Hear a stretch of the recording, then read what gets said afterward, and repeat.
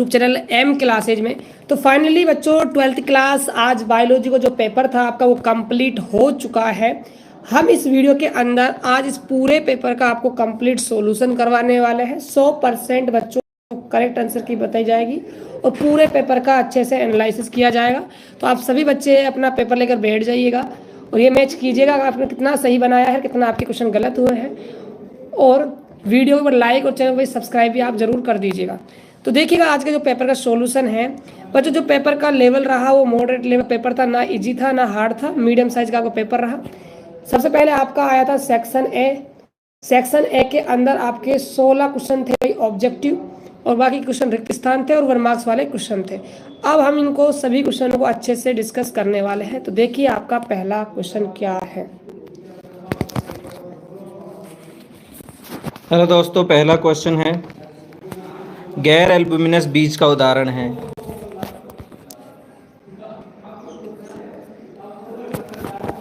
पहला क्वेश्चन है गैर एल्ब्यूमिनस बीज का उदाहरण है, तो इसमें आंसर हो जाएगा मटर। दूसरा क्वेश्चन देखिए, दूसरा क्वेश्चन है मानव जनन प्रक्रियाओं का सही क्रम को चुनना है हमको। तो मानव जनन प्रक्रिया में जो सही क्रम क्या है, तो सबसे पहले तो युग्मक जनन होगा। तो सबसे पहले इसमें तो सीधा सीधा सही लिखा हुआ है, सबसे पहले युग्मक जनन होगा, तो इसका आंसर ए हो जाएगा क्योंकि सबसे पहले युग्मक जनन होता है, ज़्यादा सोचना भी नहीं है। दूसरा क्वेश्चन देखिए, तीसरा क्वेश्चन देखिए। तीसरा क्वेश्चन है निम्नलिखित में से कौन सी महिलाओं में बंधेकरण की प्रक्रिया है। तो बंधेकरण की कौन सी प्रक्रिया जो महिलाओं में पाई जाती है, तो यहाँ पर इसका आंसर हो जाएगा नलिका उच्छेदन, ट्यूबेक्टोमी इसका आंसर हो जाएगा। देखते हैं चौथा क्वेश्चन देखिए, डीएनए आनुवांशिक पदार्थ है, इसके बारे में सुस्पष्ट प्रमाण कौन से वैज्ञानिकों के प्रयोग से प्राप्त हुआ। तो वह कौन सा प्रयोग था जिसके बारे में ये कंफर्म हो गया कि डीएनए ही आनुवांशिक पदार्थ है। इसका आंसर हो जाएगा अल्फ्रेड हर्शे व मार्था चे के प्रयोग से ये सिद्ध हो गया था। अगले क्वेश्चन की ओर बढ़ते हैं। नेक्स्ट क्वेश्चन है डीएनए में ग्वानिन नाइट्रोजन क्षार कौन से नाइट्रोजन क्षार से युग्मित होता है। तो ग्वानिन किसके साथ युग्म बनाता है, ये हम जानते हैं, ये साइटोसिन के साथ बंध बनाता है। नेक्स्ट क्वेश्चन की ओर देखते हैं। डार्विन फिंच किसका उदाहरण है। तो भी जानते हैं डार्विन फिंच अनुकूली विकिरण का उदाहरण है। फिर नेक्स्ट क्वेश्चन की ओर चलते हैं।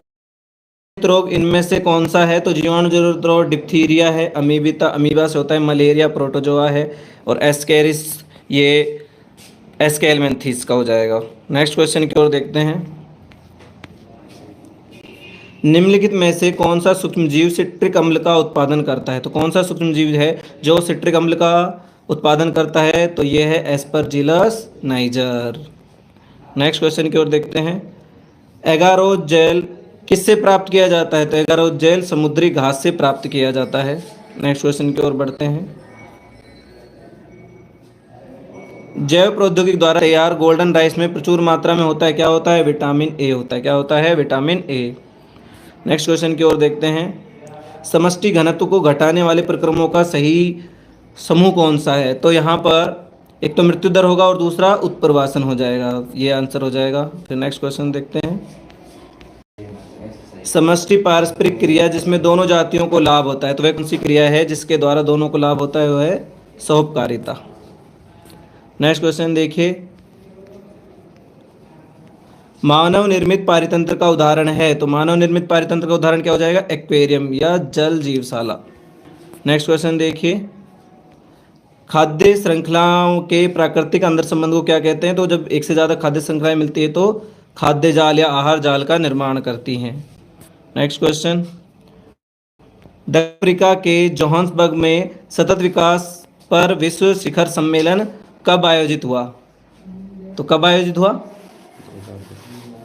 2002 में। हॉट का उदाहरण है, इनमें से कौन सा हॉटस्पॉट का उदाहरण है। तो यहाँ पर उत्तर भारतीय मैदान है, दक्षिणी भारतीय मैदान है, टुंड्रा क्षेत्र है, हिमालय। तो इसका आंसर हो जाएगा हिमालय। ऊपर के तीनों में से कोई नहीं, दे आंसर हो जाएगा। नेक्स्ट क्वेश्चन देखिए। अब ये खालिस्तान है, तो त्रिसंलयन के पश्चात केंद्रीय कोशिका बन जाती है ये भ्रूण पोष बन जाती है। क्या बन जाती है? भ्रूण पोष। फिर नेक्स्ट, अंडोत्सर्ग के दौरान अंडाशय से उत्सर्जित अंडाणु को संग्रह करने में फिम्बरी सहायक होता है, जिसको हम झालर भी कहते हैं। फिर नेक्स्ट क्वेश्चन देखते हैं। F2 के लंबे पौधे के जीनोटाइप निर्धारण के लिए मेंडल ने F2 के लंबे पौधे का बौने पौधे से संकरण करवाया, तो इसे क्या कहेंगे? ये कहला जाएगा टेस्ट क्रॉस या परीक्षण क्रॉस। क्या कहलाएगा? टेस्ट क्रॉस या परीक्षण क्रॉस। ये पता लगाने के लिए मेंडल ने किया था। फिर देखिए नेक्स्ट खालिस्तान है। डीएनए के क्षार युग्मों के घटने बढ़ने से खालिस्तान उत्परिवर्तन होता है। क्या होता है? जीन उत्परिवर्तन या पॉइंट म्यूटेशन, बिंदु उत्परिवर्तन भी कह देते हैं इसे हम। नेक्स्ट देखिए, फिर है खालिस्तान सिद्धांत कहता है कि समष्टि में एलील या युग्मल आवृत्तियां और उनके लोकस सुस्थिर होते हैं, जो एक पीढ़ी से दूसरी पीढ़ी तक स्थिर रहते हैं। तो ये हार्डी वेनबर्ग का सिद्धांत था, जिसने ये कहा था। कौन सा सिद्धांत था? हार्डी वेनबर्ग का सिद्धांत। फिर देखिए, खालिस्तान नामक प्रोटोजोआ परजीवी से अमीबता रोग होता है, तो एंटा अमीबा हिस्टोलिटिका, एंटा अमीबा हिस्टोलिटिका क्या होता है? अमीबता रोग होता है। नेक्स्ट देखिए, बैक्टीरिया द्वारा किण्वित आटे की फूली उभरी शक्ल खालिस्तान गैस के उत्पादन होती है। किसके कारण होती है? CO2 के कारण।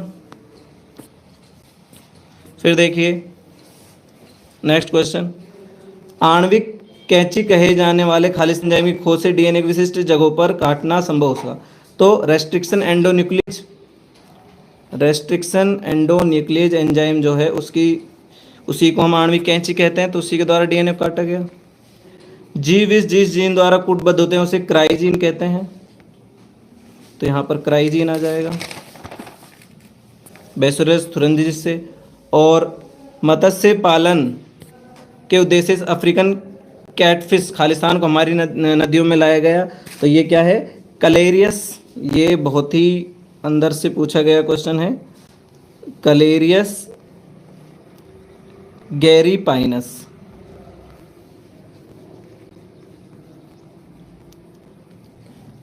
इसको लाया गया था। ठीक है, तो ये खालिस्तान क्वेश्चन थे, बाकी के सारे ही इजी क्वेश्चन हैं। असंजनन क्या है? तो बिना निषेचन के बीज का बनना है। टिड्डे में लिंग का निर्धारण किस प्रकार का होता है? 100 प्रकार का।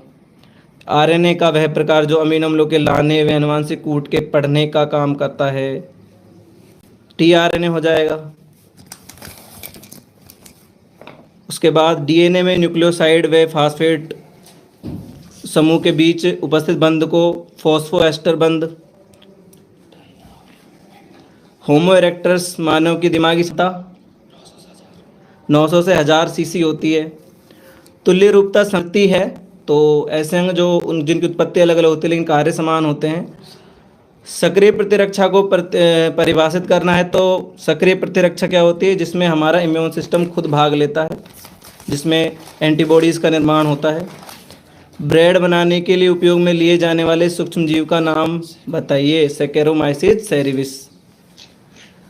गुरु बीजाणुधानी की संरचना का वर्णन करना है, तो वो तो गुरु बीजाणुधानी की संरचना का वर्णन करना है, जिसमें उसके 4 आवरण हैं, टेपिटम, मध्य परत, अंतःस्थीशम और भाइतोषम। और साथ में सॉरी ये गुरु बीजाणुधानी में तो अध्यावरण, भ्रूणपोष, बीजांड का आएंगे, वो नहीं आएंगे। लघु बीजाणुधानी के बारे में बता दिया, कोई बात नहीं।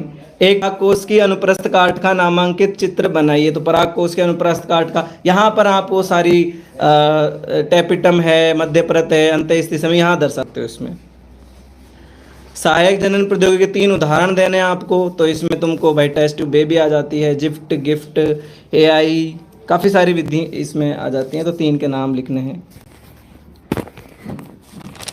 चलिए, तो बाकी के बच्चे थोड़ा सा लेट जुड़े हैं क्लास के अंदर, तो एक बार दोबारा से पेपर का सॉल्यूशन रिपीट कर देते हैं। तो एक बार सभी बच्चे ना सेशन को लाइक कर देंगे। भाई आपने अभी तक सेशन को लाइक नहीं किया है, एक बार सभी बच्चे सेशन को लाइक कर देंगे। और चैट बॉक्स खुला हुआ है, तो आप चैनल को सब्सक्राइब कर दीजिए। चैट बॉक्स जो है वो ओपन हो जाएगा, फिर आराम से इजली आप अपने कमेंट कर सकते हो, और कमेंट में आपको सॉल्यूशन बताना है। मैं क्वेश्चन बोलूँगा, आप अपना जवाब देना कि आप उसमें क्या लिख कर आए हो।